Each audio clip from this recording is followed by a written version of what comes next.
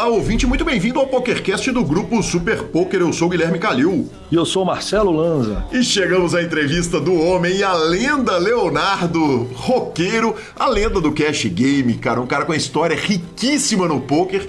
E é com grande satisfação que hoje você vai ouvir meu bate-papo com esse cara absolutamente espetacular. Lembrando que o PokerCast é trazido a você por Bodog, Suprema Poker, Pay for Fun e pelo Stars Club.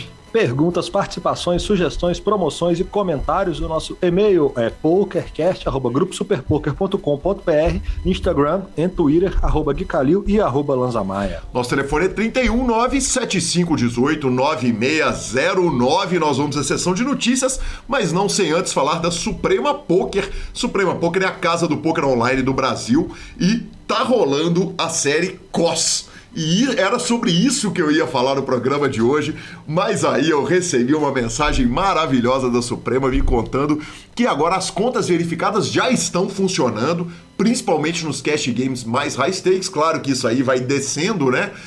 Vamos espalhando por todos os lados e logo, logo você vai poder jogar todo mundo com conta verificada. Absolutamente sensacional. Parabéns a todos os envolvidos, inclusive ao senhor, Marcelo Lanza. Parabéns a todos os envolvidos, é só chamar o pessoal da Security, fazer o cadastro certinho lá, verificar a sua conta e meter bala. Mas, lembrando, igual o senhor falou, domingueira vai ter 2 milhões de reais garantido a 590, tem satélite para todo lado, então a turma também não pode perder essa parada. Ó, eu vou combinar o seguinte, qualquer entrevistado do PokerCast que arrumar 3 dígitos ou mais, nós vamos botar um áudio dele no programa. Vai gravar o áudio pra gente e nós vamos botar. Então é o seguinte, já fica avisado que talvez você queira ganhar só 99k, porque se você ganhar 101, eu vou lá correr atrás de você pra você mandar áudio pra gente.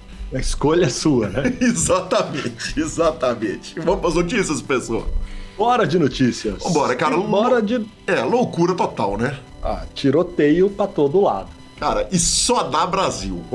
Você já falou, a gente fala há 4 anos que não adianta, que não dá para falar todos os resultados, então separei alguns maravilhosos, começando pelo resultado do Rodrigo Celouan, que cravou o evento 44 high, arrumou 440.493 dólares apenas o rapaz. Aí temos o Pedro Garanhani, que cravou o evento 35 high, 161 mil dólares, aqui só pegando de 6 dígitos para cima. Gustavo Dias, o Gan Dias, arrumou 103.966 dólares. Renan Aziz tá voando de novo, bateu mais um high roller. O Leocir Carneiro fez um post absolutamente espetacular.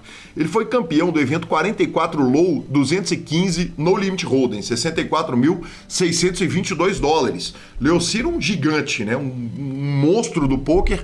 E aí, Lanzinha, hoje eu abro o meu Instagram na hora que eu tô dando aquela acordada ali, organizando minha vida, né? Começando a organizar minha vida profissional. Então é o seguinte, levei 12 anos para ganhar o meu primeiro scoop e um dia, 24 horas para ganhar o segundo. Que homem! Isso que o povo gosta, hein? Maravilha. Depois que abriu a porteira, né? Exatamente.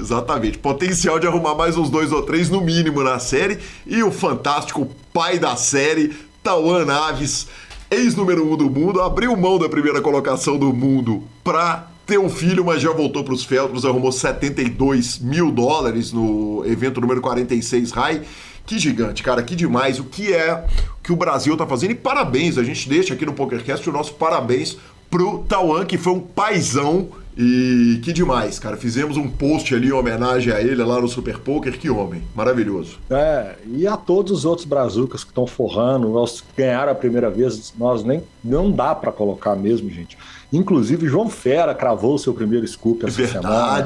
Forra, grande, João, parabéns, meu mano. O Alisson também, que é um cara do cash caro, o Marrafai, ele cravou o primeiro dele. Tem uma galera, o Alisson Lindsay, tem uma galera que tá cravando o primeiro, uma galera que tá cravando o segundo e uma galera que tá destruindo o scoop. Basta dizer que ontem tinham 33 títulos brasileiros. O Brasil tá muito longe do segundo colocado, salvo engano, era a Inglaterra com 11. Vamos que continue assim, né?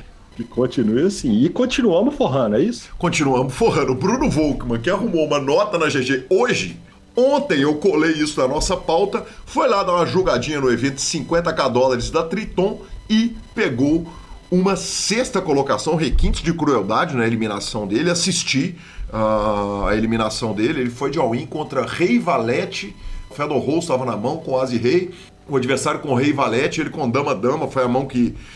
Não foi a mão que o eliminou, mas foi a mão que deixou ele ultra short, requintes de crueldade, mas pela sexta colocação arrumou $303 mil, não pode estar ruim. Esse torneio foi jogado no Cassino Gran Via de Madrid, e eu tive lá, cara. Quando eu fui em Madrid, obviamente, o meu falecido pai, quando chegava nas cidades que ele não conhecia, ele pedia para ir conhecer os estádios, né? Eu peço para conhecer os cassinos, né, Lanzinha, obviamente. E conheci o Gran Via, cara, que tem um poker room pequeno, mas bem legal. E parabéns ao Volkmann, cara, que gigante. Monstro e o chato apronta de novo, né? Cara... Só que dessa vez matando os outros no heads up. Bizarro, né? Bizarro. O Tom Dwan foldou a terceira batalha. A gente falou na semana passada que ia ter o duelo entre ele e o Dwan.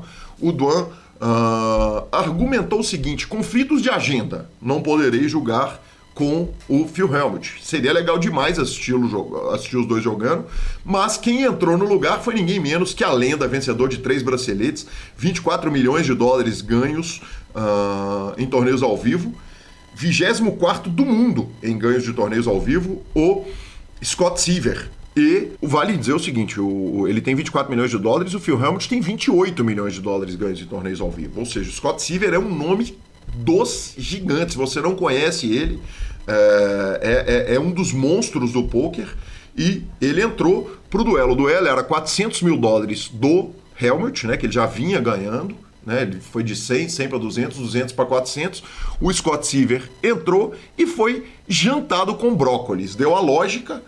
O Phil Hellmuth agora tá 9-1, ele ganhou 9 duelos dos 10 que ele jogou. E a revanche pro Scott Seiver. O Scott Seiver tem o direito de pedir revanche contra o Phil Hellmuth, falou que iria pedir, que provavelmente vai pedir, e a revanche é de $800 mil. Que homens. Vai subindo, né? Exatamente. Vai subindo. É a questão da regra, né, Lanza? Na verdade, na hora que o Dwan sai, a regra é a seguinte: o jogador pode sair do duelo se ele ganhar 3 vitórias consecutivas, se ele fizer 3 vitórias consecutivas antes do round 4, ou 2 vitórias consecutivas a partir do round 4. Então o Scott Seiver tem o direito de jogar de novo, já é eu acho o seguinte, eu acho que tenho quase certeza que se o Hellmuth ganhar a próxima, ele já pode ir embora, eles não precisam fazer a revanche botando $1.600 mil cada um, não.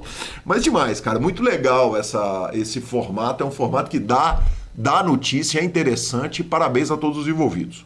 E falando em mitos, teve o velho vídeo do fold do fundo do Negreano, né? Exatamente. Quem mandou lá no grupo do PokerCast, eu tô até abrindo o grupão do Telegram ali para dar crédito a quem mandou esse vídeo maravilhoso. Confesso que eu vi os 32 minutos do vídeo de cabo a rabo. Que coisa boa, cara. Eu tava achando que eu ia discutir essa parada sozinha. Quem mandou foi o Douglas. Inclusive com um inglês muito fácil de entender, o inglês do Negreano. Até para falar, o cara fala fácil. O cara é bom, exatamente, cara. E aconteceu o seguinte, eu também assisti. Quem mandou esse vídeo foi o querido Douglas, que vai me encontrar lá no Rio de Janeiro, no BSOP. Isso aí não tem dúvida, estarei com ele lá.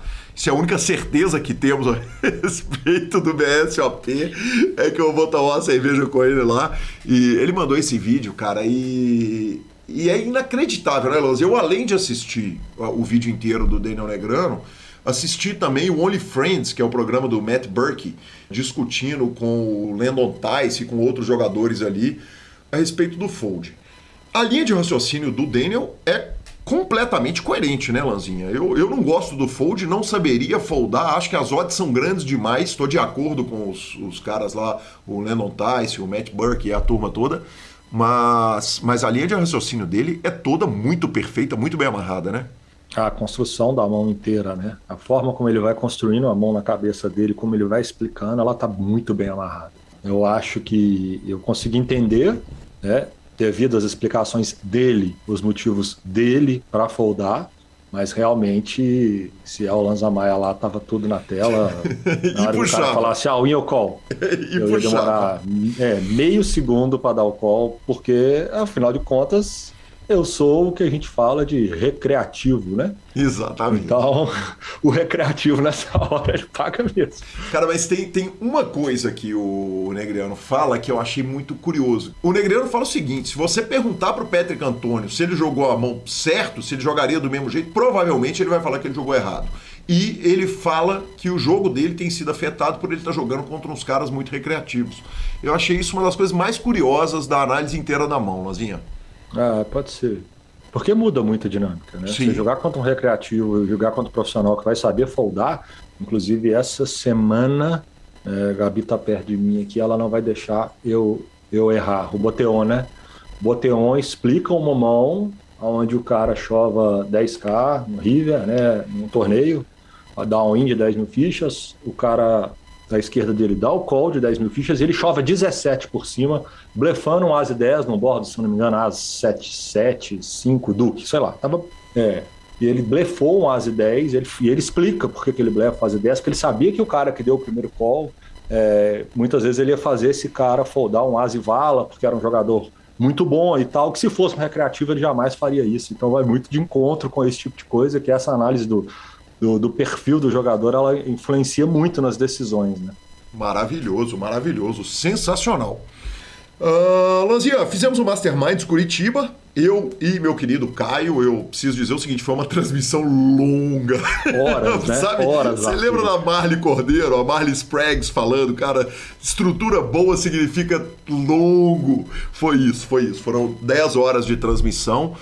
O evento foi incrível, mas a galera foi fazendo deal, o torneio acabou perdendo um pouco de competitividade ali no final, mas de qualquer forma foi uma forma bacana de apresentar o clube de Curitiba pro Brasil inteiro, o H2 Curitiba, e foi maravilhoso. Então parabéns ao Álvaro que ganhou o torneio, foi muito sensacional.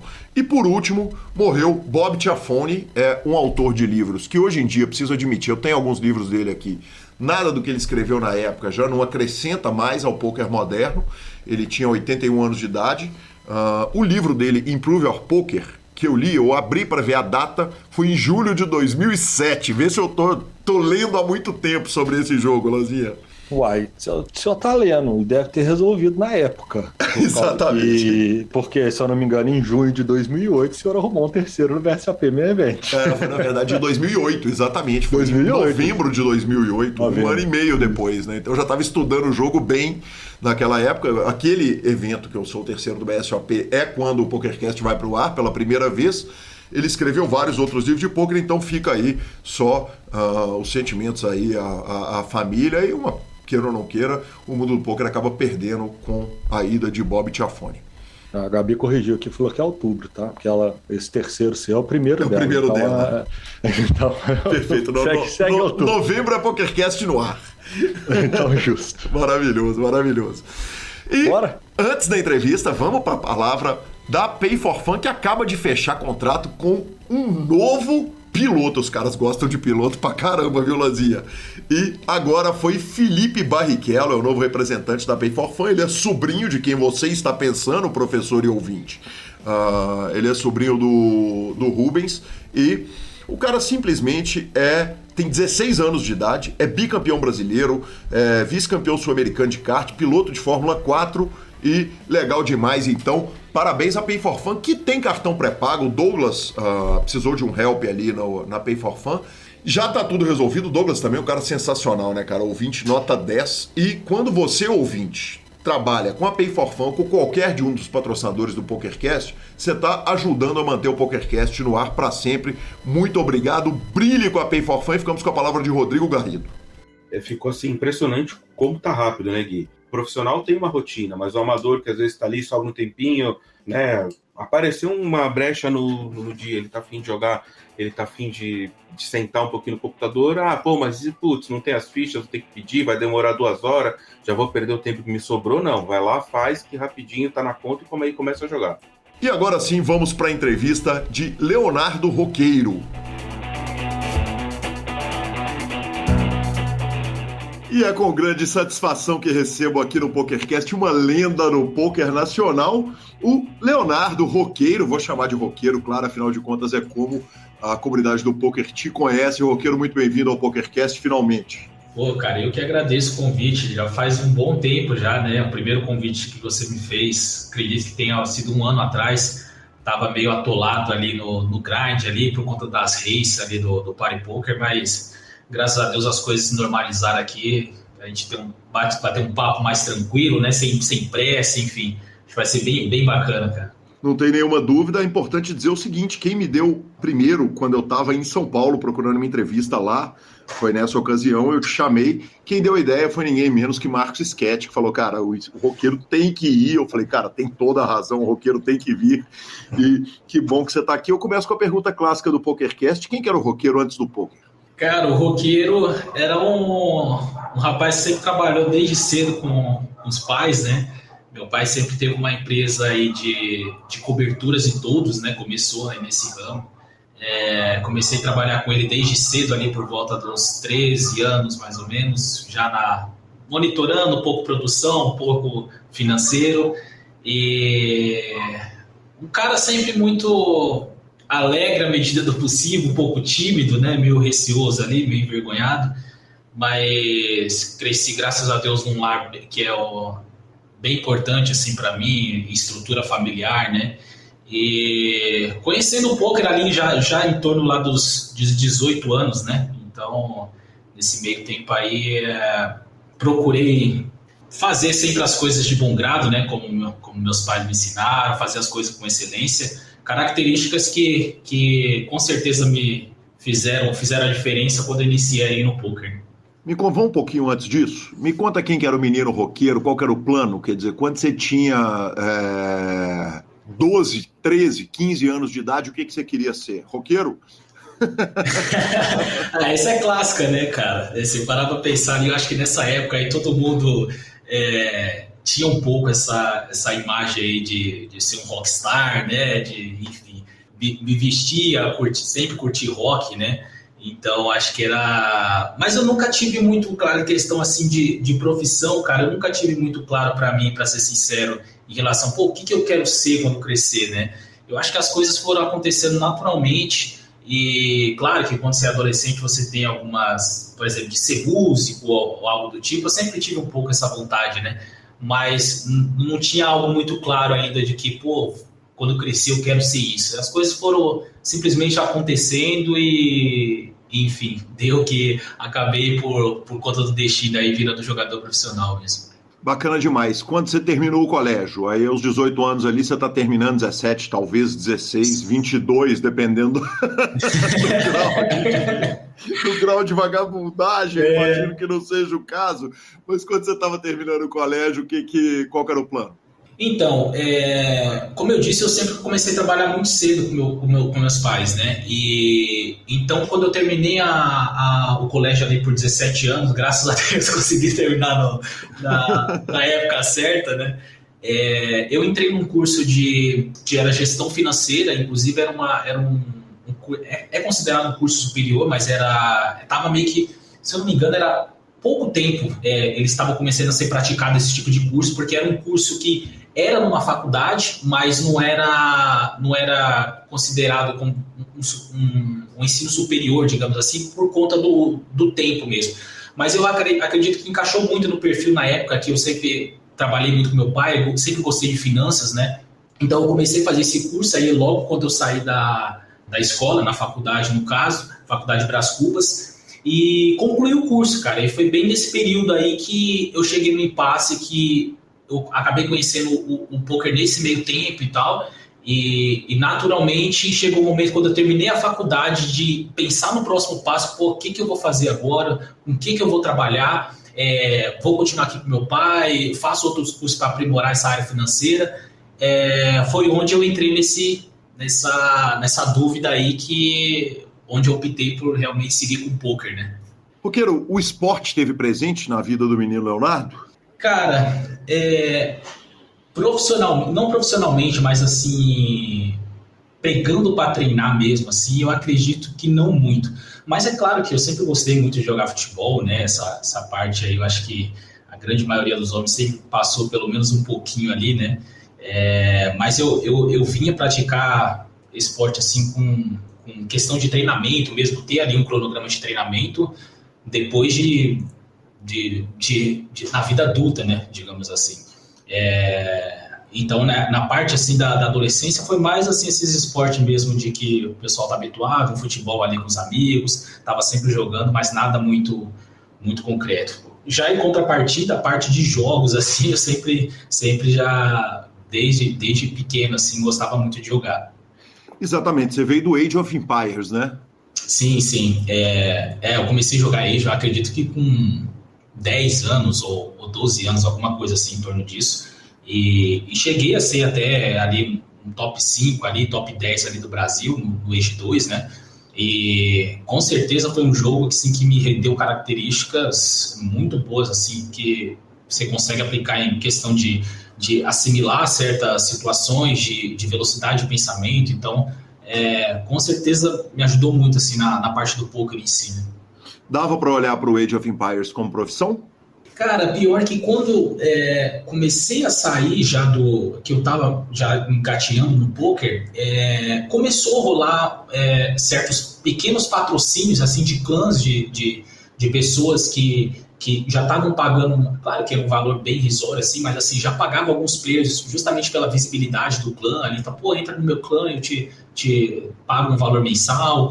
Já estava rolando alguns torneiozinhos que pagavam algum dinheiro, alguma premiação mesmo, mas assim, é claro que não tem nem como comparar com hoje em dia, né, que você pega ali torneios milionários de vários tipos de jogos, tanto é que nessa época o Gary Payton, né, que o nick dele era Gary Payton, mas é o Norson, né, acho que muita gente conhece aí de São Paulo, jogador também, ele era referência assim no Age, né, e ele estava justamente saindo do Age, tipo, falando, não faz sentido, eu tô no poker aqui.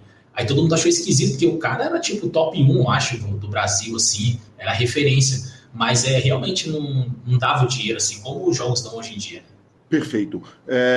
Você falou um pouco a respeito de ajudar o pai, por outro lado, você foi fazer gestão financeira. Vamos falar um pouquinho a respeito disso, dessa formação na sua vida no poker, porque você começou no poker e a gente vai chegar no início da sua carreira, mas gestão de bankroll era uma coisa absolutamente inexistente, afinal de contas, você é contemporâneo de lendas feito Urubu 111, né? Ai, cara, nossa, muito bom. Pior que cara, nossa, foi com certeza, me ajudou muito, assim, nessa parte, né? E a gente acompanha, assim, naquela época, a gente via que as pessoas, assim, não tinha noção nenhuma. O Urubu mesmo é um clássico, né, cara? Vamos ali jogar, se não der, dar o win do bankroll, enfim, com certeza essa parte aí me ajudou bastante, cara. E com relação aliás, vale lembrar, né, vale a gente comentar o seguinte, você é uma cria, queira ou não queira, do Mais é Ver, né, que é o fórum, o poker foi centrado em fóruns de poker, era o melhor lugar para buscar informação de poker, era o Mais é Ver, e você foi uma cria de lá.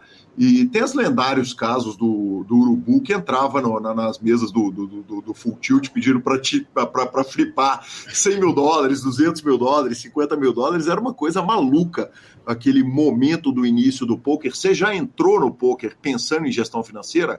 Quer dizer, olhando o seguinte, não, eu tenho que construir bankroll. Você entrou sendo Urubu ou você entrou sendo David Sklansky? Cara, não, com certeza, assim, claro que quando você entra num mercado em algo que você desconhece, assim, total, que era o meu caso do poker, né, basicamente um amigo meu me indicou, enfim, mas eu desconhecia de tudo, você não pensa, mas assim, à medida que você vai conhecendo o jogo, vai entendendo um pouco a dinâmica, com certeza eu já bati o olho nessa questão de gerenciamento de bankroll, já algumas pessoas já falavam sobre isso, então eu sempre fui bem cauteloso, assim, totalmente o oposto do Urubu. Então, assim, eu já tinha essa visão justamente porque eu já entendi a questão que o dinheiro não vem do nada, as coisas não acontecem da noite para o dia, você precisa guardar um pouco ali para desfrutar depois. Então, toda essa filosofia, digamos assim, que eu já vinha desde cedo, né, por já trabalhar com meu pai, eu já tinha isso dentro de mim. Então, o poker foi mais uma questão de adaptar todo esse conhecimento de, tipo, as coisas foram acontecendo e falou, eu posso usar isso aqui, acho que faz sentido guardar um pouco mais, não fazer um move-up tão agressivo, mas são coisas que eu acredito que foi mais do meu subconsciente inicialmente, e obviamente depois, com o tempo você vai tendo mais conhecimento, enfim, você vai entendendo que realmente é necessário aquilo, mas muita coisa eu fiz meio que no subconsciente, digamos assim. Me conta um negócio. Tem uma passagem aqui antes da gente entrar no poker chegando na sua vida, que você dá uma entrevista do Danilo, pro Danilo lá do Mais É Ver, e você conta que você tocava na igreja. Caramba, cara, você foi a fundo mesmo, né? Tudo que o senhor falou pro mundo, eu capturei. Não, mas isso aí, assim, a fundo, eu fiquei curioso pelo fato de você saber, mas assim, não é nenhuma novidade, né? Eu sou católico, eu toco na igreja até hoje, inclusive, né? Então, assim, desde cedo, eu toco teclado e canto. Uhum. E, assim, foi uma coisa que sempre, minha mãe sempre arrastou a gente, né, pra igreja, assim, de praticar. Então, eu comecei a tocar desde cedo, com 10 anos, 9 anos, assim, eu já cantava, meio que o pessoal tava cantando, já ia junto, aí fui aprendendo teclado. E assim, até hoje eu toco nas missas, né? Então, é algo que estou tentando passar um pouco agora dessa, digamos assim, filosofia de vida, né, com meus filhos agora, com família e tudo mais. E é algo que eu pratico até hoje, cara. Que legal, que legal. Me conta um negócio. A pergunta clássica do PokerCast é se você ser um profissional de poker foi um problema na família, mas no seu caso é claro que eu tenho que perguntar se você ser um profissional de poker foi um problema na igreja. Cara, não explicar pra mãe é fácil, eu quero ver explicar pro padre, pô. Pior que é mesmo. Mas eu vou ser bem sincero, cara, no começo, assim, nos primeiros anos da minha vida, foram pouquíssimas pessoas que realmente sabiam o que eu fazia, né? Obviamente, meus pais são um deles, assim, e a esposa que eu sou casado hoje há 5 anos, eu tô com ela desde os 17 anos, então assim, ela acompanhou toda essa trajetória ali, desde a época ali da indecisão, de que, pô, será que vai dar certo e tal. Então assim, até meus próprios sogros, meu sogro, minha sogra, assim, não sabia exatamente o que eu fazia, né, pelo fato de estar sempre trabalhando com meu pai e tal. Então eu sempre fui muito, pelo fato de ter uma característica de ser um pouco mais fechado também, eu não gosto de ficar explanando as coisas assim. Pouquíssimas pessoas ficaram sabendo de fato o que eu vivia de poker ali, eu posso dizer, nos primeiros 5 anos de carreira, cara. E então, assim, naturalmente, assim, uma pessoa ou outra ia sabendo, mas assim, nunca me chegaram diretamente perguntando, pô, mas você joga mesmo assim? Isso demorou alguns anos, cara, para ser mais comum, assim, como é hoje em dia, por exemplo. Tô na academia aqui do condomínio e tal, pergunto, pô, o que você faz? Eu falo, eu jogo um pouco profissionalmente natural, assim. Mas antigamente eu era bem receoso de falar, acho que, não sei, acho que pela atividade em si não era muito conhecida e ter que ficar explicando, muitas vezes eu não tinha muita paciência, então não tive tanto problema em relação a isso, pelo fato de ficar um pouco mais calado mesmo.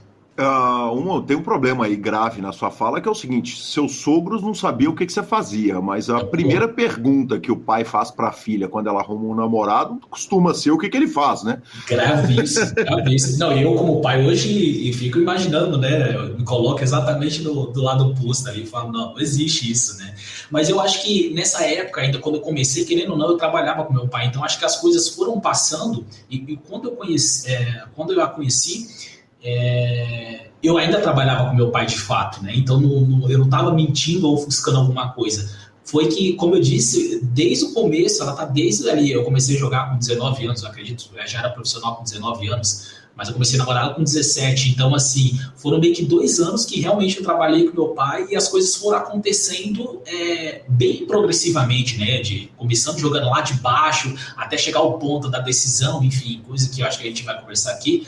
Mas, então foi um processo que a pessoa vai simplesmente deixar passar e eles continuaram achando que eu estava trabalhando com meu pai, mas não estava, né? No fundo, quem sabia mesmo o que estava acontecendo eram só meus pais e minha namorada, no caso. Maravilhoso, sensacional. Aquela história do pai da namorada que pergunta o que você faz, ela fala, traficante internacional de drogas. O quê? Eu tô brincando, jogador de pôquer. Tipo isso. E dá aquele alívio nos pais. Sim. Roqueiro, como é que o pôquer entra nessa vida? Então, cara, entrou ali por volta dos 18, 19 anos, né? Quando eu estava terminando a faculdade, por conta do Age mesmo, né? Um amigo meu, que inclusive hoje faz parte... Fábio Age, lenda do Poker Nacional, que passou pelo PokerCast. Sim, e aí me indicou, cara, falou, porra, um jogo legal e tal... E eu falei, pô, será, cara? E aí comecei daquele jeitão que acho que 99% das pessoas começaram nessa época, né? Shastas, Everest da vida, Free Rolls, e vai ali, enfim, vai jogando, conhecendo, e busta, e deposita um pouquinho.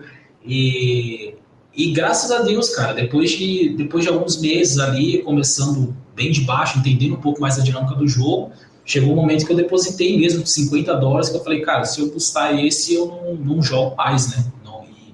Eu acredito que eu ia seguir isso, cara, porque eu era bem, não muquirana, não sei se talvez seja muquirana mesmo, mas assim, como era uma coisa muito incerta na época, de questão de jogos online, será que é roubado isso daqui? Então eu tinha uma certa insegurança em relação a isso. E eu falei, pô, eu vou depositar isso, e se eu perder, eu nunca mais vou mexer com isso. E aí, desde então, graças a Deus, cara, deu certo. Fui começando, fiquei um monte de tempo break-even, um pouco down, até que surgiu o Stake, né, que era do Casoide, na época do Mais EV, que era um cara que já estava sempre ali postando gráficos, enfim, jogava bastante. Ele abriu um deal de stake, né, de 1 milhão de mãos para jogar em troca de coach, né, 3 vezes por semana. E eu acabei pegando, e a partir dali que eu comecei a deslanchar, cara, que foi ali realmente a virada de chave ali de tipo, eterno break-even da NL25 para NL200, e aí da NL200 já comecei a dar um de NL400, 1K, enfim. E durante esses 3 próximos anos, assim, foi um ano que realmente deslanchei, assim, que fizeram uma grande diferença na minha carreira. Roqueiro, 1 milhão de mãos é bom pra caramba, cara. Me conta como é que foi esse.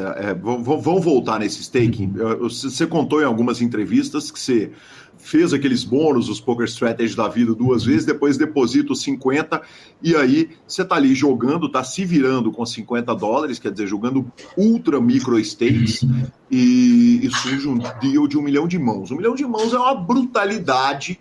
Quantas mãos você joga hoje por dia? Então, cara, hoje, olha, esse ano eu acho que eu tô com uma média ali de umas 75 mil mãos por mês, a média, né? Claro que um mês eu jogo um pouquinho ali, um pouco a mais, um pouco a menos, e eu normalmente costumo jogar de segunda a sexta mesmo. Então, dividindo aí, não vou saber, faz as contas aí, 75 dividido por 22, vê quanto dá aí. Sim. É mais ou menos essa média que eu jogo, mas assim, cara, o ano da pandemia, que inclusive foi aquele ano que eu falei que não consegui dar entrevista, foi um ano bem atípico, porque foi um ano que melhorou muito o field e foi um ano que começou a rolar as races novamente no Vale Poker, coisa que não vinha acontecendo nos últimos anos. E eu já tinha tudo esquematizado na minha cabeça, assim.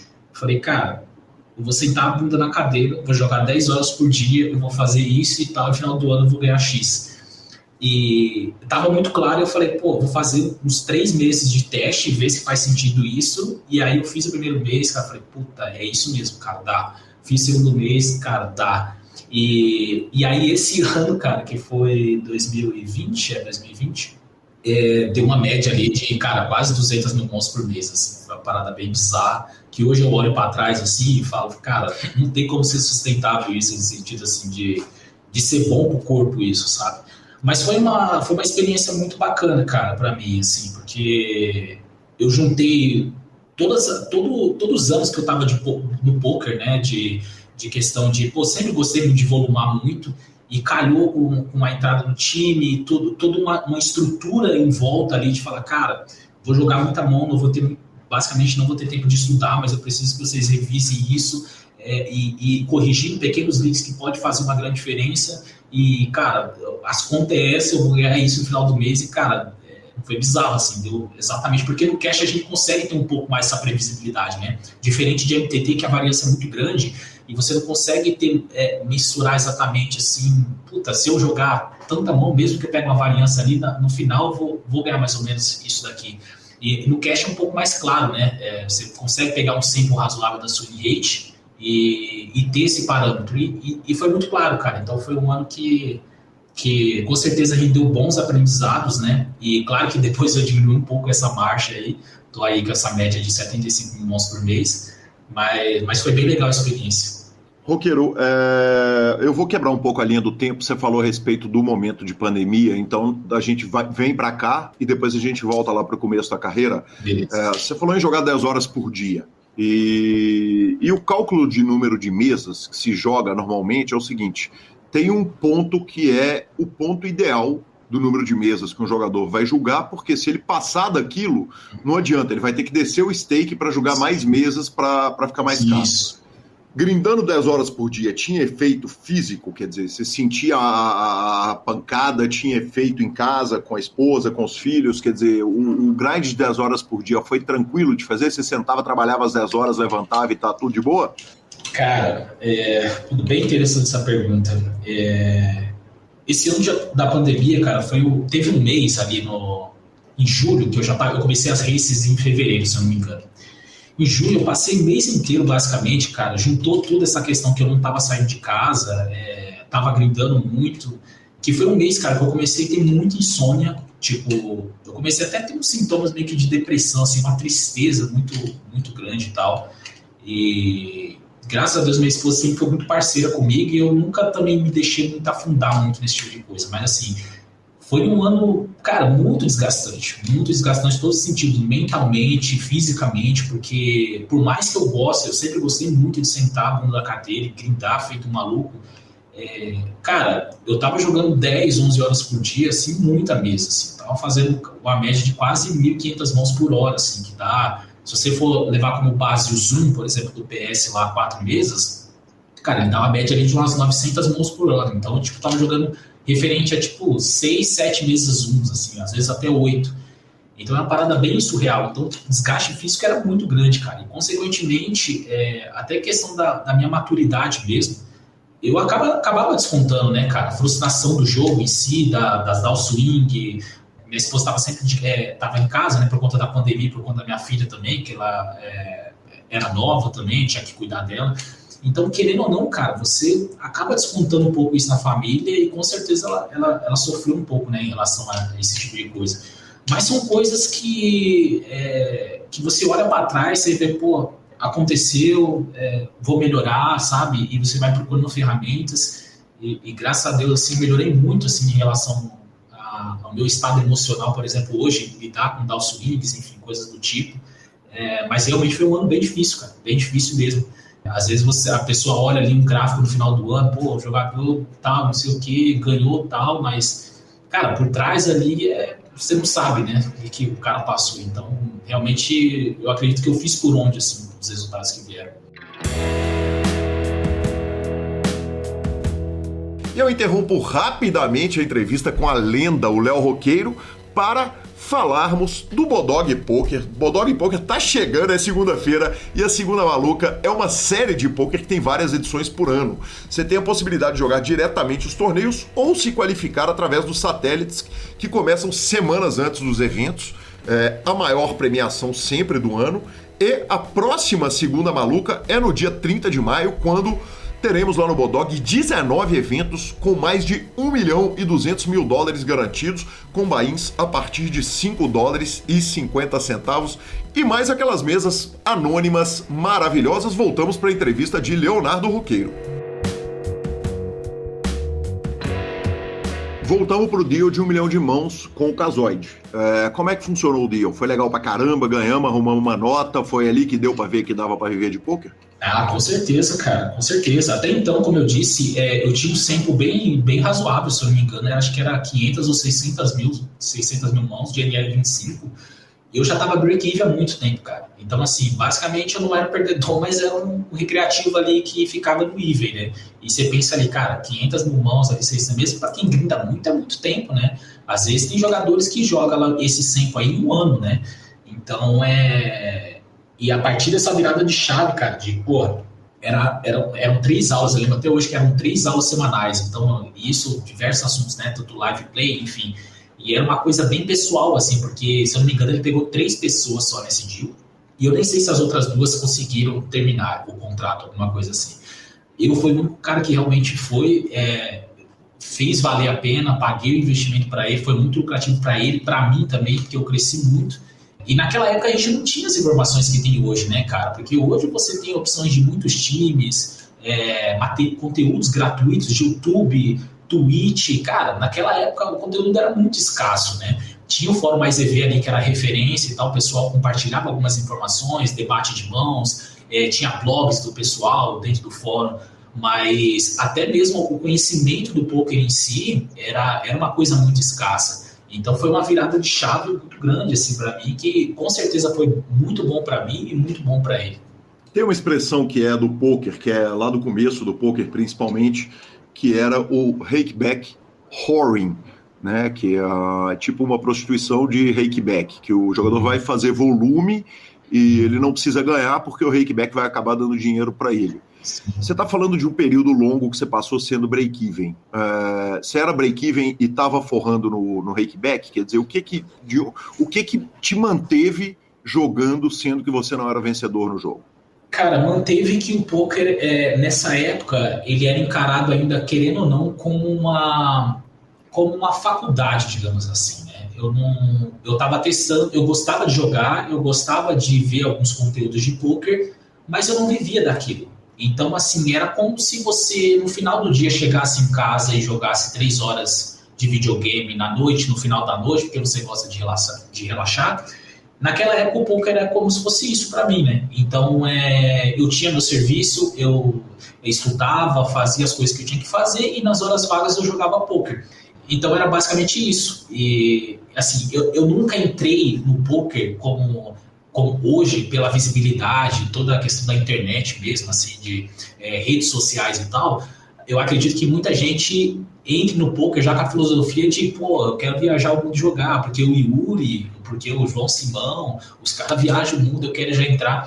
E essa é uma mentalidade muito complicada, cara, porque acho que isso em qualquer ramo profissional, se você entrar com essa cabeça assim, já de imediato, de querer o resultado imediato, a jornada vai ser muito mais difícil. Eu acho que você precisa ter essa ambição, obviamente, de querer ser um bom jogador, você colocar o Yuri como referência, o João Simão como referência, mas você tem que entender que às vezes o processo vai ser muito mais demorado do que você imagina. Então acho que isso foi um ponto positivo, porque eu levava como um hobby e eu nunca tive essa gana de, não, agora eu vou ganhar tal esse mês. Não, as coisas foram acontecendo naturalmente e quando chegou o momento que eu realmente já era consolidado em NL100, NL200, que eu poderia fazer um planejamento em relação ao rate de, se eu jogar X eu vou ganhar Y.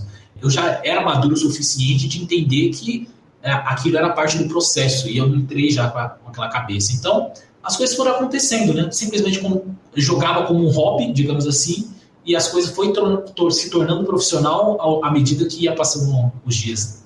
Vamos contar um pouco de história do Mais É Ver? Porque o Mais É Ver, ele criou um senso de comunidade, né? Ele era muito além de um fórum de discussão de mãos de pôquer, apesar de ter sido uma bela fonte ali no começo, né? Não tinha essa quantidade de material no YouTube, não tinha muito onde estudar. Então você ia lá, postava a sua mão, sofria um bullying brutal, né?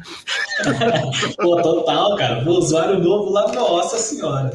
O pessoal bullying era pesado. Sofria abuso psicológico de todas as formas, mas de uma certa forma. Quem aguentava aquela casca... Aliás, eu tô lembrando aqui, eu estava essa semana ouvindo um cara do exército mexicano falando numa entrevista, e ele falando o seguinte, cara, o nível de operação nossa era tão alto que a gente tratava muito mal o soldado que entrava no primeiro ano, que quem terminava aquilo era casca grossa mesmo, e o Mais É Ver tinha mais ou menos uma coisa que era essa, né? Quer dizer, se o cara aguenta esse bullying, ele vai aguentar a variância. Sim, com certeza. Porra, cara, mas é exatamente isso que você falou. Era realmente uma comunidade, né? Tanto é que tinha um churras lá 2 vezes por ano e tal, de reunir o pessoal. E é exatamente isso que você falou, cara, né? A galera que aguentava ali as pancadas e tal, que se dava a cara a tapa de aparecer num churras lá, sendo novato, depois de... O churras durou, 8 anos, quase 10 anos, se eu não me engano, 10 edições, assim. Então foi uma coisa que, inclusive, eu tenho amigos até hoje, assim, de lá, né, que foram no meu casamento, enfim, são amigos até hoje. E é meio que isso, cara. O cara tinha que dar a cara tapa ali, aguentou e tal. Pô, realmente o cara faz valer assim, tá com a gente e tal. E criou essa comunidade, digamos assim, que eu levo até hoje, né? Então, assim, pra mim foi um período da minha vida assim, que fez construir grandes amizades. Aprendi com muita pessoa, porque naquela época já comecei a ter contato com pessoas que eram muito, muito mais inteligentes que eu, assim, várias coisas, e eu já comecei a abrir a mente para certas visões de vida, de profissionais e tal, que quando você é fechado, você não tem acesso a esse tipo de pessoa, você acaba ficando limitado. Perfeito, maravilhoso. Eu vou te pedir para lembrar alguma história de churrasco do Mais É Ver que não envolvam hábitos alimentares horríveis. Se você lembrar de algo, porque essa já foi contada algumas vezes no podcast. Puta, cara, eu lembro que... assim, eu não lembro, lembrar de alguma... Porque eu lembro de aposta maluca, assim, o cara fazer sombra no outro durante carregar um guarda-chuva para fazer sombra no outro, o cara aguentar a noite inteira na piscina. Tem alguma específica que te marcou, assim, daquelas apostas lá do começo? Eu acho que do cavalo já contaram, né? Provavelmente. Né? Exatamente, essa por isso que eu envolvi o hábito alimentar. Cara, puta, o que eu lembro, assim, cara, que é muito claro que até hoje, assim, que normalmente o churras ia de sexta a segunda, né? Segunda de manhã o pessoal ia embora, no caso. Mas, assim, era muito comum, por exemplo, chegar num sábado à noite, num domingo à noite, dia de NFL ou dia de UFC e tal... Cara, de geral, eu tô lá nas bets, assim, tipo, pô, ficar torcendo junto e passar os perrengues. Às vezes, cara, os caras apostar mais do que deveria, assim. O que rolava do churras, né? Era como se fosse um pool, né, de bet. Então, eu falava, pô, vamos juntar aqui, a gente vai betar, sei lá, 3K nessa luta, 4K, e enfim, vai dar um total ali de 15K por noite, digamos assim. Só que, cara, muito da galera que tava no churras, às vezes o cara jogava micro stakes e tal, mas assim, o cara tava no pool, tipo, e não tinha como o cara foldar. Então era engraçado ver certas situações de, tipo, certos bets, assim, de luta e tal, que o cara tava suando frio, velho, porque, tipo, porra, eu não tenho esse dinheiro pra pagar não, né, tipo, vai me complicar e tal, e no fim, às vezes dava certo, às vezes dava errado, então, isso eu acho que é o que fica mais claro, assim, pra mim, porque sempre tinha essas edições. Agora de bet alguma engraçada, cara, muito específica, tirando essas clássicas que já contaram, eu acho que talvez eu não lembrar alguma de cabeça agora. Se eu lembrar algum podcast, eu conto. Você pode interromper a entrevista a qualquer hora para contar bets maravilhosos, que você vai estar fazendo um grande favor para a comunidade toda que ouve o PokerCast. Uma pergunta importante que me ocorreu agora, e essa é super inédita, quer dizer, eu nunca perguntei isso para ninguém. O churrasco do Mais É Ver tinha ali algumas poucas dezenas de pessoas que eram as cabeças do Mais É Ver, quer dizer, os caras que eram a cobertura do bolo, que era o Mais É Ver, que eram os fundadores, a turma que era mais frequente e tal. Quantos caras você estima que eram esses na época? Cara, eu chutaria ali uns 10, talvez, uns 10, 12, juntando fundadores e alguns moderadores que já eram conhecidos, estavam sempre meio que administrando ali. Era o cara que tomava as rédeas quando precisava deletar algum push, alguma coisa assim. Eu acho que é em torno disso. Da turma que frequentou a grande maioria dos churrascos, foram só uns 12? E talvez seja um pouco mais. Tem até um fato, inclusive, que cada edição que rolava, os caras frisavam isso, né? Por exemplo, chegou um momento que estava na 8ª ou 9ª edição e eu acho que, se eu não me engano, tinham 3 pessoas só, que era realmente o fundador lá, que é o Apoca, né? E uns outros 2 que eram moderadores também, que nunca tinha faltado nenhum churras. Eu acho que isso, se eu não me engano, foi na 7ª ou na 8ª. Mas assim, eu acho que o público mesmo que ficou frequentando assíduo mesmo, assim, que estava sempre frequente, talvez ali em torno de uns 15, 20 pessoas, cara. Acho que essa média é boa. Perfeito. E aí a gente chega na pergunta. Desses 15 ou 20 caras, quando você olha hoje para o cenário do poker, quantos ainda estão jogando poker profissionalmente? Quantos estão trabalhando na indústria e quantos largaram completamente o poker? Cara, deixa eu ver. Cara, jogando profissionalmente mesmo... Quem me vem à cabeça, Fred, Redão... Cara, eu acho que jogando mesmo profissionalmente, 2. Da indústria, teria o Bueno, que joga em pouco, a Poker ele não está envolvido ainda. O Diógenes, certamente. O Diógenes também está ainda no ramo de ficha e tal. Cara, eu acho que uns 4, assim, uns 4, 5 no máximo. Quer dizer, a gente está falando de uns 10, 12 caras que largaram o poker completamente. Sim. Se jogam recreativamente. Ok, não, é só porque essa é uma curiosidade, uma pergunta que eu nunca tinha feito e que me ocorreu aqui agora. Outra coisa, você falou dos jogadores que jogavam ultra low stakes que estavam ali, e recentemente eu li Como Eu Fiz Meu Primeiro Milhão Jogando Poker, do Slow Rabbit, que é um livro animal, né, simplesmente maravilhoso. E ele fala o seguinte, uma coisa que o jogador não deve fazer é ficar gastando muito tempo nos low stakes. Quer dizer, às vezes, você brincou de você ser muquirana ou ser muito conservador no sentido de bankroll, mas ele fala o seguinte, cara, não faz sentido você ficar grindando baratinho se isso não for fazer diferença na sua vida. Começa um pouco mais caro e tenta bater um pouco mais caro e saltar um pouco mais rápido, senão você não vai chegar alto nunca. Faz sentido? O que você pensa desse raciocínio?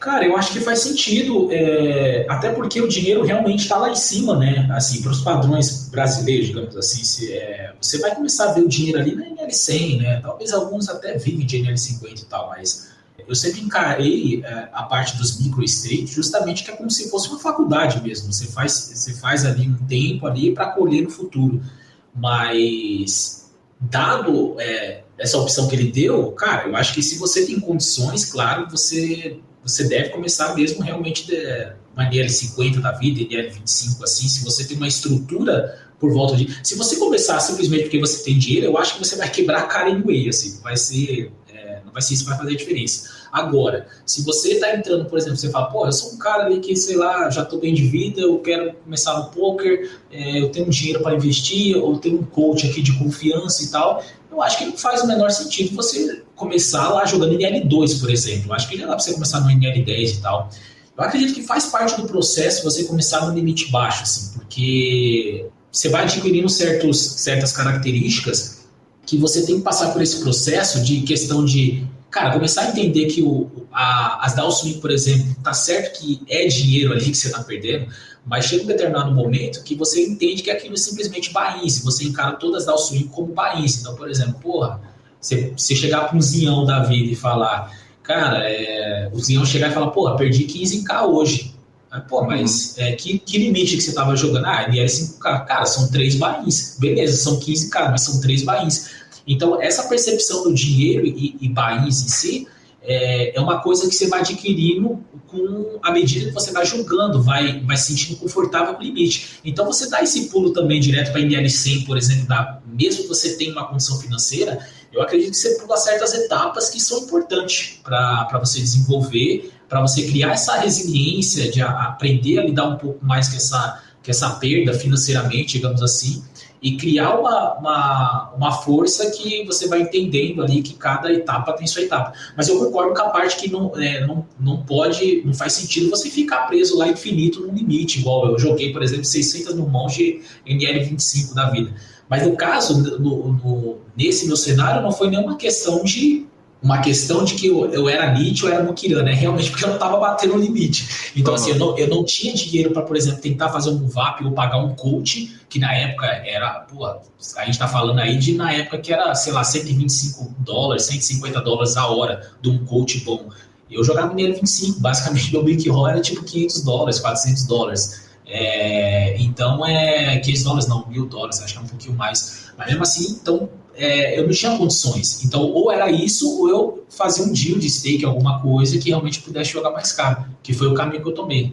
Mas com certeza, ficar preso no micro stakes ali não faz sentido, assim. Se você tá batendo bem, cara, você vai ter que fazer move-up justamente para você chegar nos limites que é onde realmente começa a dar dinheiro, né? Perfeito. Existe... Qual limite você joga hoje, Roqueiro? Hoje eu tô jogando 500.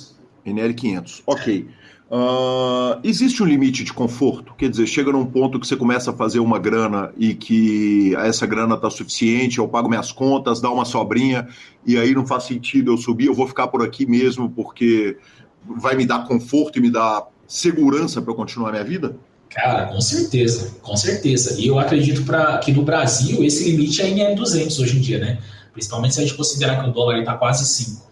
Eu acho que é um limite que um jogador médio, já tira um valor considerável bem acima das médias brasileiras de qualquer profissão, e é um valor que o cara pode se acomodar facilmente, assim. E eu digo até por experiência própria, cara.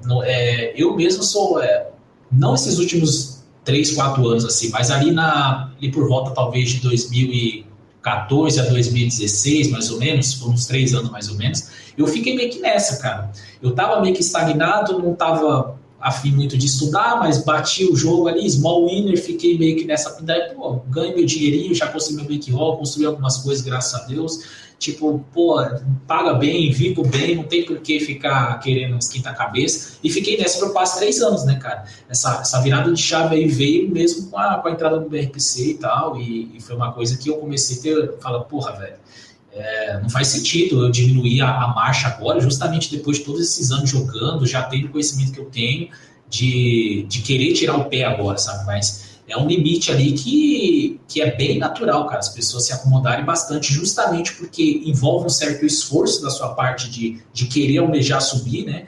Você não vai subir da noite pro dia, você vai ter que sentar a bunda na cadeira, vai ter que estudar, vai ter que passar para as downswings na 500, na 1K, e é coisas que chegam, dependendo do tempo, da personalidade do cara, às vezes ele não está disposto a passar por aquilo, né?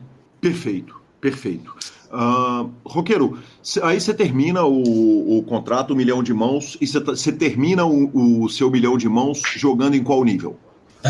Cara, posso estar errado, mas assim, a NL200 eu tenho certeza absoluta que eu estava jogando já, porque isso não demorou muito. Que eu lembro que da NL25, que era Eterno Break-Even, para a NL200 foram poucos meses, assim. Depois que eu comecei a pegar o coach, foi uma coisa que foi bem... A progressão foi meio rápida. Agora, se eu já jogava em NL400 e NL1K, aí eu tô na dúvida, mas tem chance. A NL200 é certeza, mas tem chance de... eu já era regular de tipo NL400 e NL1K. Porque teve um grande período nesses 4 anos aí de 2009 a 2013, 2014 mais ou menos, que eu abria de tudo no Party Poker, né? Então eu abri desde NL200, às vezes até NL2K. Então tudo que tinha act ali eu tava jogando, sempre gostei de volumar muito, e a mesa boa e tal, então eu abria sempre desse limite. Então eu tô nessa dúvida por conta disso. Mas com certeza a NL200 era certeza assim, que eu já era consolidado. Por que o Party Poker? Cara, o Party Poker ele sempre foi uma sala que oferecia muito rickback, né? E querendo ou não, era uma sala que eu gostava muito de jogar. Não era nem questão só do rickback, é uma coisa até interessante, porque teve o Party Poker basicamente ele mudou agora, na verdade, né? De software tem alguns meses, mas até então, cara, ele tinha o mesmo software lá de 2000 e 2007, assim, era uma parada bizarra, tipo, não mudou nada, assim. Mas recentemente eles passaram uma atualização e mudou bastante. Mas era uma característica minha que eu gostava de jogar naquele software, eu me sentia bem, e enquanto as pessoas gostavam de outros, assim, falavam, pô, mas como você joga aquele muito esquisito, bug e tal. Mas eu gostava e tinha esse bônus que, como eu sempre tive a característica de jogar muita mão, tinha um rickback mais atrativo, e por conta disso eu fiquei lá durante bons anos. Eu só saí de lá mesmo porque teve uma época que eu não sei por que aconteceu isso, mas eles começaram a implementar taxa de cash out de 3%, alguma coisa assim, qualquer cash out que você dava, e teve algumas segregações no pool também, que eu não sei o que rolou, mas basicamente eles não abriam algumas mesas assim para regulares, assim, certos regulares, não aparecia certas mesas para eles. Rolou até uma discussão do tipo Shu na época e tal. E foi bem nesse período que eu mudei pro PS, que estava iniciando o Zoom, se eu não me engano, era uma nova modalidade, né, de tipo, uma dinâmica diferente, que se eu não me engano era 2014, 2013, se eu não me engano. Quando o Zoom abriu, quer dizer, o Zoom, na verdade, ele surgiu no Full Tilt como Rush Poker, né? Isso, verdade. Teve questões de patentes. Você mudou imediatamente para o Zoom? Não foi imediatamente não, eu só mudei, foi quando rolou esse problema aí do cash out, que começou a tornar uma coisa muito inviável, né, porque a frequência de cash out, tipo, era tanta questão de depósito, às vezes você precisava depositar, transferir para uma outra sala, começou a ficar meio que inviável, porque nenhuma sala praticava esse tipo de taxa, né, e a segregação da mesa também, que eu não lembro exatamente o ano, mas eu acho que foi por volta de 2013, mais ou menos. E aí foi por conta disso eu comecei a procurar soluções. Eu falei, cara, não vou continuar jogando aqui porque não faz mais sentido. E aí foi quando eu mudei pro Zoom. Então você não estava jogando no PokerStars quando teve o problema do corte do rakeback? Naquele momento que eles acabam com o Supernova Elite e tiram um monte de privilégios de quem bota mais volume. Sim, não, eu não estava jogando. Inclusive, isso era uma coisa que muitas pessoas me questionavam. Falava, Rock, por que você não joga lá no PS? Cara, você vai pegar o Supernova Elite 2 vezes, o rake que você gera e tal. Eu falei, cara, mas não faz sentido, o Supernova Elite paga menos do que eu tô ganhando de rickback. Mesmo não tendo a nomenclatura de Supernova Elite lá no Party Poker, eu tirava mais de rakeback, porque o Super Nova Elite eu acho que era 60%, se eu não me engano. Uhum. E no PP às vezes rolava 75%, 80%, porque era um volume. Às vezes tinha as promoções que dependia da promoção do mês, e aí você dava sorte lá de ganhar alguma coisa extra e tal, e aí esse extra sempre acabava dando um pouco a mais. E era uma coisa que as pessoas não entendiam, né? Pô, não vai lá, joga no PS. Não, cara, não faz sentido nenhum. Tipo, aqui é bem mais EV e tal. Uhum, perfeito. Com relação a sites hoje, quer dizer, hoje em dia, no que diz respeito a sites, aí você sai do Party Poker, começa a jogar PokerStars, quer dizer, hoje como que distribui o seu jogo? Eu sei que o Zinhão ou pelo menos era quando deu entrevista para o PokerCast, fã do Bodog, porque você tem fields que são completamente diferentes uns dos outros no que diz respeito à habilidade dos adversários.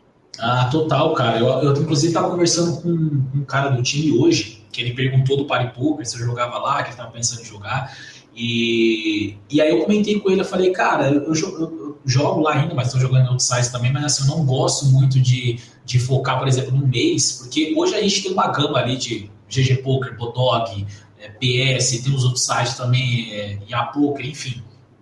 Tem bastante opção, mas assim, eu nunca gostei muito, cara, de misturar, principalmente no grind em si. Por exemplo, abrir PS e abrir Bodog junto, assim, sabe? É uma coisa que eu nunca gostei, por quê, cara? Porque apesar do reg ser reg, cara, parece não, tem algumas certas características que é de cada site, assim. Os caras jogam de uma modalidade de um jeito num site, no outro é um pouco mais passivo, enfim. E eu acho que esses detalhes fazem muita diferença. Então, é uma coisa assim que eu procuro distribuir no máximo 3 sites no mês, mas assim, o grind específico eu tô jogando, eu jogo só em um, assim. Num dia eu jogo só em um, no outro eu jogo só no outro. Mas hoje é bem diversificado, né? Tipo, tem muita opção de jogo. E os aplicativos? Qual deles? Porque eu tô meio perdido. Depois que entrou esse Play pro Poker, cara, que eu acho que eu nunca joguei até hoje. Não, essa é a pergunta. Chegou o PP, assim. Aí veio a Suprema em cima e que hoje tem um volume até maior de action no Brasil. Hoje eles têm um alcance até maior. Você não quis dar uma conferida no que estava rolando? Porque o field é bizarro, né? Sim. Não, eu cheguei a olhar, sim, cara, faz um bom tempo isso daí, mas pelo que eu percebi, pelo menos na época, era um jogo, pelo menos no Hold'em, não tinha uma action bem decente comparado com online. Então, por exemplo, cara, você joga, eu era regular de NL200, que seja, aí tipo, você vai jogar no aplicativo, pô, se é em reais, você tem que jogar ali referente a NL200 pelo mês, então teria que ser uma NL1K, por exemplo. E eu percebia que o jogo mesmo estava mais no Omaha, né? Pelo menos na época, eu não sei como é que tá hoje em dia, faz um tempinho já que eu não abro. Mas eu não via tanta action assim, então não fazia muito sentido para mim jogar lá ou gastar energia jogando lá, sendo que eu poderia jogar online e tal. Online não, nas outras salas e tal. Então eu nunca gastei muito tempo com isso daí não, assim, na parte dos aplicativos em si, mas é totalmente o oposto de Omaha, né, cara, porque eu tenho amigos aí, o Fred é um deles, né, que, cara, tá com o time lá, tá com o Forbet e tal, e parece que a parada explodiu mesmo, assim, tem uma action insana e tal. Queria eu que tivesse em Hold'em também, mas até onde eu sei não tem, né, então eu prefiro ficar ali no feijão com arroz ali do PS, PP, Bodog da vida. É isso aí, final da primeira parte de Leonardo Roqueiro. Que homem fantástico, que cara legal. A segunda parte tá também cheia de histórias e a gente vai para as redes sociais, mas não sem antes falar do Stars Club, muito mais que um clube de poker online. E hoje a gente vai falar do B8, né, Lanzinho? O B8 é uma iniciativa para quem tá engatinhando no nosso jogo, então é a forma correta de você apresentar o poker para o seu amigo que tá ali interessado em começar a jogar. Conta um pouquinho a respeito disso, professor. Exatamente. O nosso bônus de 8 é um bônus onde a turma, vamos falar, que joga free roll, que nunca depositou, que ainda tem aquele receio inicial, né, de começar a colocar o dinheiro. Ele entra no nosso clube B8, ganha R$8 para poder testar a plataforma, para poder jogar, para poder se divertir. E com isso a gente acha que a gente consegue dar um empurrão, vamos falar assim, uma ajuda para quem está começando. E ao mesmo tempo ele poder sentir o que é de fato jogar, né? Jogar com dinheiro mesmo. E daí sempre sai uma turma que vai crescendo, né, cara? É demais, né, cara? É absolutamente sensacional. Esse trabalho de fomento do poker lá na base é o que faz Curitiba receber o Masterminds hoje, que paga R$66 mil pro campeão, né? Exatamente. Maravilhoso. Então, apresente o poker para os seus amigos através do B8 Fantástico. Vamos agora para as nossas redes sociais, Lanzinho. Minhas redes sociais é o seguinte, eu vou dar 2 dicas de Instagram. Eu acho que o ouvinte do PokerCast já segue, mas o meu querido Danilo Chen, o Danilo Rentinski, fantástico, né, da ggtilt.poker, inclusive é esse o Instagram, ggtilt.poker, falou o seguinte: Renato Russo estava certo. Disciplina é liberdade, mas se liga nesse paradoxo. Todo jogador de pôquer valoriza a liberdade, mas a maioria luta com a disciplina, e sem disciplina você não tem liberdade. Se usar a liberdade de estudar e jogar só quando tiver vontade, você vai acabar não fazendo o suficiente para viver de pôquer. Se usar a liberdade para trabalhar o mental game só quando tiver vontade, você não vai ter a performance para viver de pôquer. Assim, liberdade não dura muito, porque você vai precisar arrumar um emprego para pagar os seus boletos. A disciplina é o preço que você paga pela sua liberdade. E aí ele termina o post falando o seguinte: e ter disciplina é uma questão fundamental no game, porque às vezes a mentalidade é mais importante do que a técnica.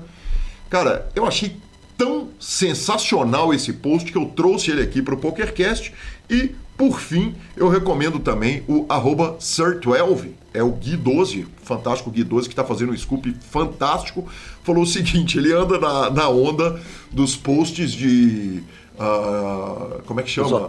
Esotéricos, essa parada toda, obviamente, na piada com aquele senso de humor maravilhoso dele, mas ele escreveu o seguinte: estava estudando Deuce to Seven Triple Draw, é a grande reflexão que fica: como o eclipse lunar vai afetar as tendências da população nessa segunda semana de Scoop?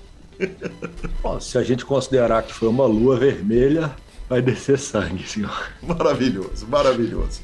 Superpoker.com.br, tudo sobre poker no Brasil e no mundo, onde tem poker... Ah, não, perdão, Lanzinha. Chama, por favor, porque eu não aguento ficar sem te ouvir. Finalização. Agora sim, ouvinte. Superpoker.com.br, tudo sobre poker no Brasil e no mundo, onde tem poker. O Super Poker está na aba de clubes, a guia de clubes do Brasil, onde jogar a agenda diária de torneios, na aba de vídeos e no YouTube, transmissões ao vivo dos maiores torneios do mundo, análises técnicas e um monte de coisas. E Bibilisca.com, cobertura mão a mão de torneios pelo Brasil e pelo mundo. Dica cultural.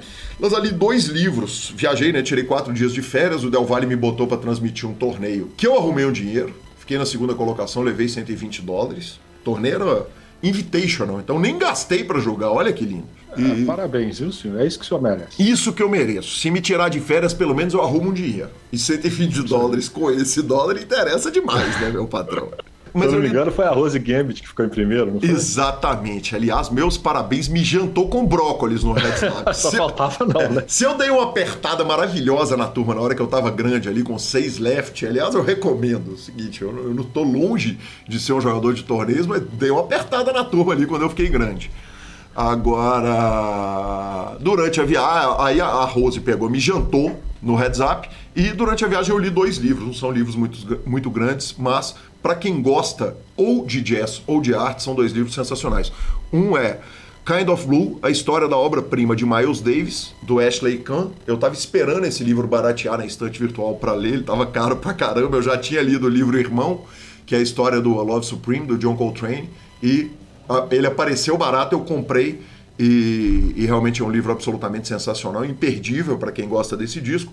E o outro é um livro curtinho chamado Conversas com Francis Bacon, do Frank Malbert, sobre o artista plástico Francis Bacon. É muito legal, a leitura de 40 minutinhos e absolutamente fantástica, as visões de vida que tem o Francis Bacon. Eu tô na bad. Eu tô completamente viciado no videogame novamente. Aí sim, que coisa maravilhosa. Eu não consigo fazer outra coisa do meu tempo, do meu pequeno tempo vago. Então, assim, eu já tô devendo há 3 semanas. Como eu tô falando isso, é bom que eu tô lembrando. Então, tem 3 semanas que eu tô engatado até os dentes, jogando de 3 horas por dia. Então, literalmente, eu não vi absolutamente nada na televisão, a não ser futebol, final da NBA e videogame. Maravilhoso, maravilhoso. Gui Calil e Lanza Maia são os nossos Instagrams e Twitters. O PokerCast é trazido a você pela Bodog, pela Suprema Poker, pela Pay for Fun e pelo Stars Club. Estamos no Spotify, Deezer, YouTube, Amazon Music, Podcast Players, de onde mais você quiser. Nos indique para todos os seus amigos, nos dê 5 estrelas e a edição é do maravilhoso Rodolfo Vidal. Um grande abraço a todos e até a próxima semana. Valeu! If you line and give until I'm your man, you win some, lose some, it's all the same to me. The pleasures you play, it makes no difference what you say. I don't share the green, the only kind of game is the ace of spades, the ace of spades.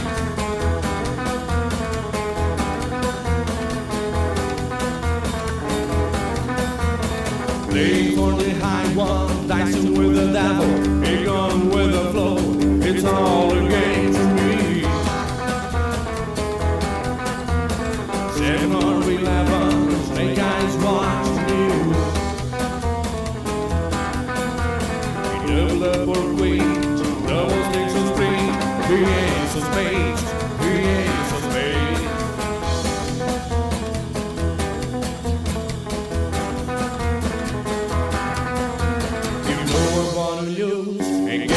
For fools, but that's the way I like it, baby. I don't want to live forever.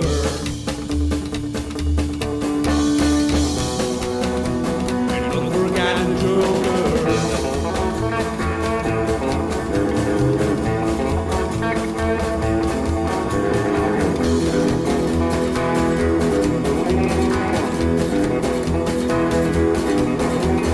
Machine of the 18, know you wanna see me. The dance man's here again. I see it in your eyes. Take my love and die. The only thing